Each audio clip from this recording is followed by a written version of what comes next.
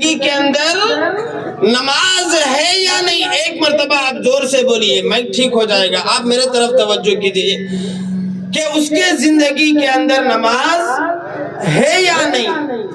اگر نماز کمزور نکل گئی، ہم اپنی زندگی میں نماز کا جنازہ نکال لیے، تو یاد رکھو کفن پہننے سے پہلے ایمان مضبوط نہیں ہو سکتا ہے. آج حالت یہ ہے خدا کی قسم کہ مؤذن کی اذان کی آواز کانوں تک آتی ہے، لیکن نماز پڑھنا آج مسلمان کے لیے دشوار بن گیا ہے، پریشانی کا سبب بن گیا. اور گلی گلی جا کر کے اعلان کرتے ہو کہ ہم مسلمان ہیں، شرم تک نہیں آتی ہے. اور گلی میں جا کر کے اعلان کرتے ہیں کہ ہم ایمان والے مسلمان ہیں.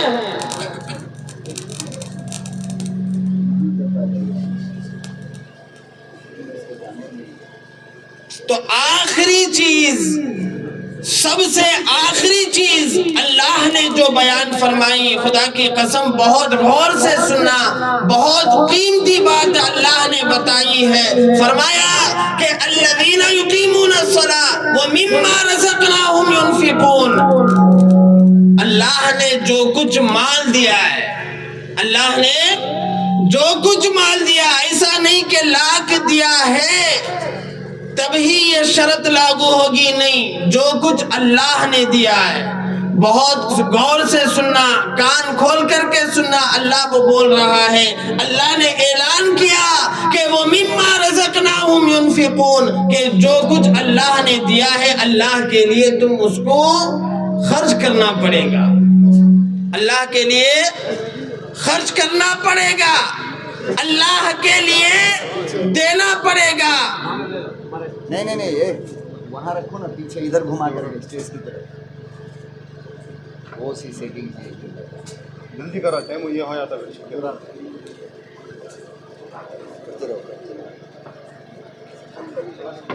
تو میرے محترم، میرے بزرگوں اور دوستوں، پانچویں شرط اللہ نے جو بنائی ہمارے ایمان کو تولنے کی، ہمارے ایمان کو دیکھنے کی، ہمارے ایمان کو جانچنے کی، جو پانچویں شرط اللہ نے بتائی ہے کہ وہ یہ کہ وہ مما رزقناہم ينفقون، کہ جو کچھ مال اللہ نے دیا ہے اللہ کے لیے خرچ کرنا پڑے گا. اگر اللہ کے لیے خرچ نہیں کرو گے، یاد رکھو کہ تمہارا ایمان مضبوط نہیں ہو سکتا ہے. وہاں کونے میں لے جا کر کے ادھر گھما دیں.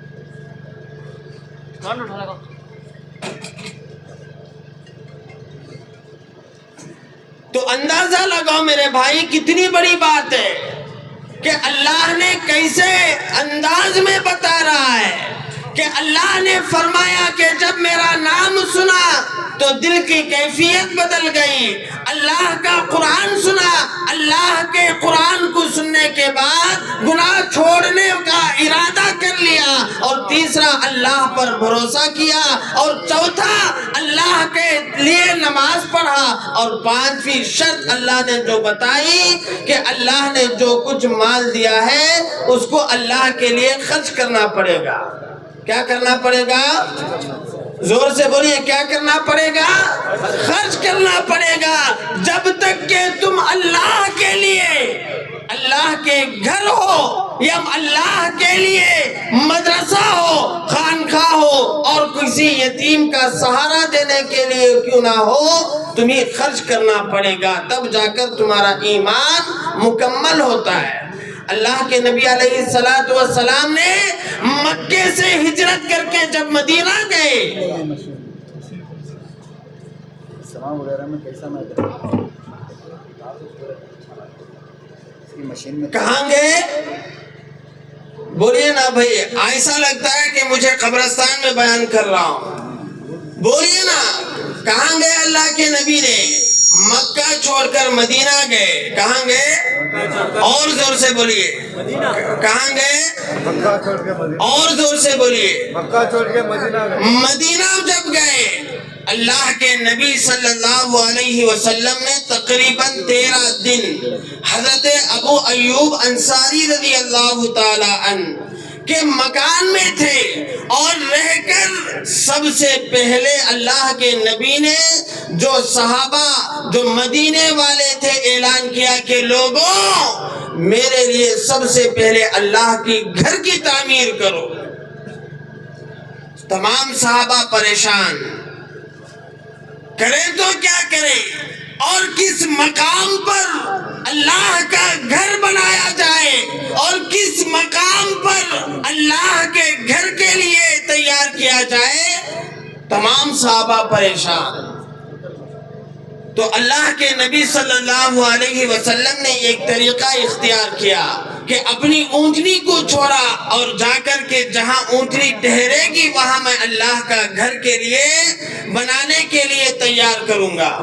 اللہ کے نبی نے تو اعلان کیا، اونٹنی جا کر 2 یتیم بچوں کے زمین پر جا کر کے رک گئی اور بیٹھ گئی۔ اندازہ لگاؤ میرے بھائی، یتیم بچے ہیں، اور سب سے پہلے اللہ کے نبی نے اعلان کیا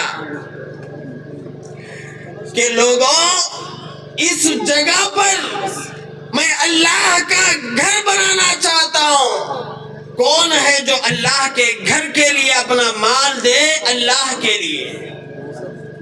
کس کے لیے؟ اللہ کے لیے۔ کس کے لیے؟ اللہ کے لیے۔ بولیے نا، کس کے لیے؟ کسی قبر والے کے لیے نہیں، اللہ کے لیے۔ اللہ کا گھر بنانا چاہتا ہوں۔ کون ہے جو مال دینے کے لیے تیار ہو؟ تو میرے محترم، میرے بزرگوں اور دوستوں، اس موقع پر سب سے پہلے جو تیار ہوا مسجد نبوی، 2 یتیم بچوں کی زمین پر وہ مسجد بنی ہے، آج تک اسی جگہ پر ہے اور رہے گی انشاءاللہ۔ تو بتانا یہ چاہتا ہوں کہ میرے بھائی، یہ 5 چیزیں اگر ہم اپنی زندگی کے اندر لائیں گے تو اللہ آگے کہہ رہا ہے کہ ان کے لیے اعلان کرو کہ اولئک ھم المؤمنون حقا، کہ یہ پکے سچے مومن ہے، پکے سچے مسلمان ہیں، 420 والا مسلمان نہیں۔ پکا اور سچا مسلمان بننے کے لیے یہ 5 چیزیں کرنا پڑے گا کہ سب سے پہلے اللہ کا نام سنا تو دل کی کیفیت بدل گئی۔ دوسری چیز، اللہ کا قرآن سنا تو اپنے گناہوں پر ندامت ہو گئی۔ تیسری چیز، اپنے معاملے میں اللہ پر توکل کیا، اور چوتھی چیز نماز پڑھا، اور 5ویں چیز، اللہ نے جو کچھ مال دیا ہے میرے بھائی وہ اللہ کے لیے خرچ کرنا پڑے گا۔ کریں گے؟ کریں گے انشاءاللہ۔ ہاتھ اٹھائیے کون کون کریں گے، اور یہ 5 باتیں آپ نوٹ کر کر لے جاؤ۔ انشاءاللہ یہ جلسے کے لیے تمہاری یہ 5 باتیں کافی ہو جائے گی۔ اللہ پاک سے دعا ہے اللہ یہ 5 باتوں پر ہمیں بھی عمل کی توفیق عطا فرمائے، آپ کو بھی عمل کی توفیق عطا فرمائے۔ آمین۔ وآخر دعوانا الحمدللہ رب العالمین۔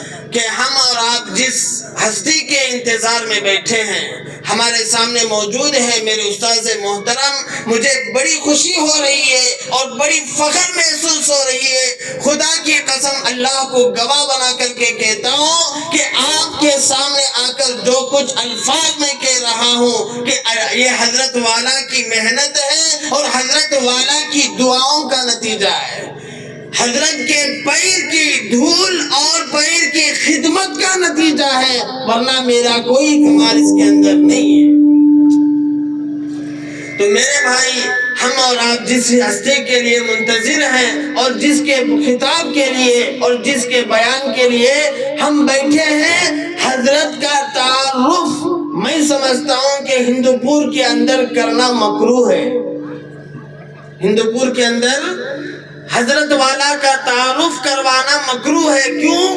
اس لیے کہ میں جہاں تک اندازہ لگاتا ہوں کہ حضرت کی جو محبت ہندوپور والوں سے ہے، خدا کی قسم شاید کہیں اور وہ محبت نہیں ہو سکتی، شاید کہ اللہ نے اتنی مقبولیت عطا فرمائی، اتنا مقام دیا ہے اور اتنا مرتبہ جو دیا ہے، خدا کی قسم کہ ہندوستان کا کوئی شہر جو بچا ہے کہ اللہ نے حضرت کو دین کی تحفظ کے لیے، دین کی اشاعت کے لیے، قرآن کی فضیلت کے لیے، قرآن کی عظمت کے لیے، قرآن کی تحفظ کے لیے اللہ نے حضرت کو سفر نہ کرایا ہو۔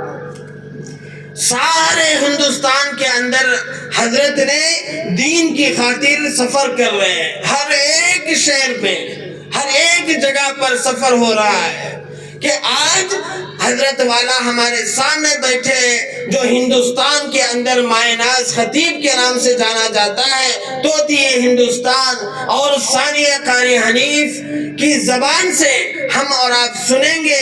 اللہ پاک سے دعا ہے اللہ پاک ہمیں عمل کی توفیق عطا فرمائے اور حضرت کے ایک ایک لفظ پر اللہ ہماری زندگی کو بدلنے کی توفیق عطا فرمائے اور ایک ایک بات ہم اپنی زندگی میں لانے کی اللہ توفیق عطا فرمائے۔ آمین وآخر دعوانا الحمدللہ رب العالمین۔ اور آخر میں اپنے استاذ محترم باپ کے مانند جو روحانی باپ میرے ہیں، میں حضرت کو جو ہے بڑے ہی ادب کے ساتھ اور بڑے ہی معجزانہ اور مخلصانہ انداز میں درخواست کر رہا ہوں کہ حضرت اپنی باتوں سے ہم تمام کو مستفیض فرمائے اور محظوظ فرمائے۔